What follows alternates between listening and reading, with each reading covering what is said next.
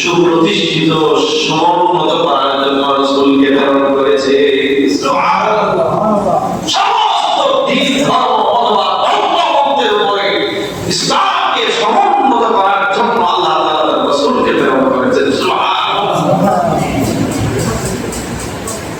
মক্কা নির্মাণ কাফেররা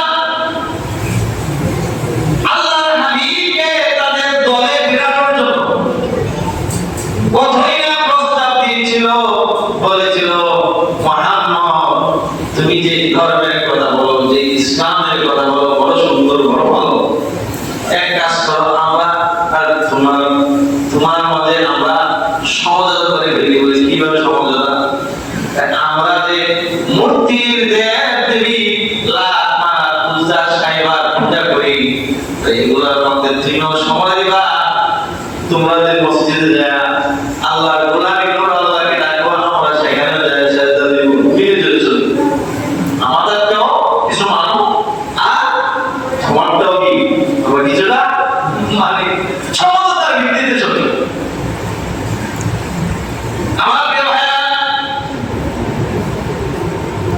আল্লাহ তাআলা পবিত্র কোরআনুল কারীমে জানায়া দিলেন, কুলিয়া আইয়ুহাল কাফিরুন। আল্লাহ তাআলা রাসূলকে জানায়া দিলেন, হে রাসূল আপনি কাফেরদেরকে বলেন, ইয়া আইয়ুহাল কাফিরুন, হে কাফের সম্প্রদায়, লা আ'বুদু মা তা'বুদুন, তোমরা যাদের উপাসনা করো আমরা তাদের উপাসনা করি। লা আ'বুদু মা তা'বুদুন, তোমরা তাদের উপাসনা করো আমরা তাদের উপাসনা করি। ওয়ালা আনতুম আ'বিদুন মা আ'বুদ, আর আমরা যার উপাসনা করি, যার গোলামি করি, যার ইবাদত করি, তিনি এক ওয়াহদাহু লা শারীকা লাহু, তিনি একক, তার কোনো শরীক নাই। তোমরাও আমাদের রবের ইবাদত তোমরা করো।